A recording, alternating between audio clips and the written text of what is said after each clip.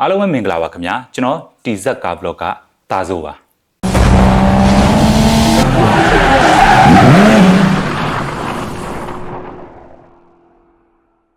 ကားတစ်စီးဝယ်တဲ့အချိန်မှာလူတစ်ယောက်နဲ့တစ်ယောက်သတ်မှတ်တဲ့စံနှုန်းချင်းမတူကြပါဘူးကျွန်တော်ဆိုရင် 1.3 1.5 တွေ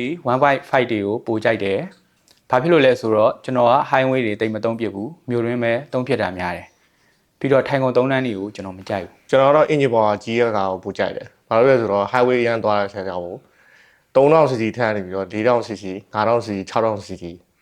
အကုန်ကြိုက်တယ်။အောက်ပိုင်းလည်းညိတ်ညောင်းတယ်။ total response လည်းရန်ကောင်းတယ်။အမျိုးအစားတစ်ခုချင်းစီအပေါ်မူတည်ပြီးတော့ China brand, Japan brand, Europe brand ဘယ် brand တွေကိုလူတွေပိုကြိုက်ကြလဲ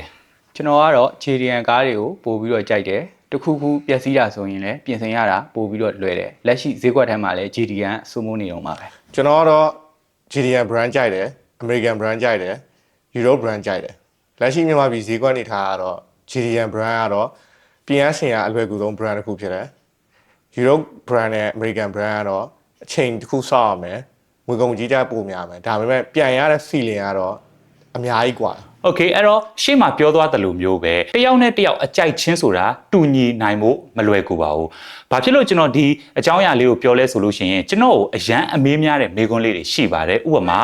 ဘယ်တာကောင်းလားဘယ်တာစီးရမလားရွှေငါးကောင်းလားရွှေငါးစီးရမလားအမှန်တော့အဲ့ဒီမေးခွန်းတွေကိုပြန်ဖြေဖို့အတွက်တော်တော်လေးကိုခဲရင်ပါတယ် engine power အသေးကြိုက်တဲ့သူကတော့ဘယ်တာမောင်းရတဲ့ feeling ကိုကြိုက်လိမ့်မယ် engine power အကြီးကြိုက်တယ်ဆိုတဲ့သူကတော့ရွှေငါးမောင်းရတဲ့ feeling ကိုကြိုက်လိမ့်မယ်အဲ့ဒီနှစ်ခုမှာဘသူကမှန်တယ်ဘသူကမှားတယ်ဆိုပြီးပြောပြဖို့အတွက်တော်တော်လေးခဲရင်ပါတယ်အမှန်ကနှစ်ယောက်လုံးမှန်ပါတယ်ကျွန်တော်ကိုအမြဲတမ်းမေးနေကြတဲ့မေးခွန်းတွေကိုကျွန်တော်ဒီမှာတစ်ဆက်တည်းနဲ့ပြန်ဖြေပေးခြင်းပါတယ်အဲ့ဒါလေးကဘာလဲဆိုတော့အာတီကာကောင်းလားစီးရမလား Suzuki Sirius ကောင်းလားစီးရမလား Land Cruiser ကောင်းလားစီးရမလားဆိုပြီးတော့လာမေးတဲ့သူတွေအားလုံးကိုကျွန်တော်ကဒီနေရာမှာအဖြေလေးတစ်ခုပေးခြင်းပါတယ်ဘာကားပဲဖြစ်ဖြစ်ကိုကြိုက်တဲ့ခံစားချက်နဲ့ကိုက်ညီတယ်ကိုကြိုက်တဲ့အရာပေါ်မှာရှိနေတဲ့အရာတွေနဲ့ကိုက်ညီမှုရှိတယ်ဆိုတဲ့ကားလေးကိုစီပါဘယ်ကားမဆိုကောင်းပါတယ် engine power အကြီး Land Cruiser ကြီးလည်းကောင်းတယ်လို့မျိုး 1.3 Honda Fit G6 တို့ Beta တို့လည်းကောင်းပါတယ်အားလုံးကကိုယ်ကြိုက်တဲ့ကိုမတူညီနိုင်ကြပါဘူးဒီနေရာမှာကျွန်တော်တချို့ vlog လေးတွေမှာပြောလို့ရှိရင်အောက်ကနေပြီးတော့တချို့ကတော့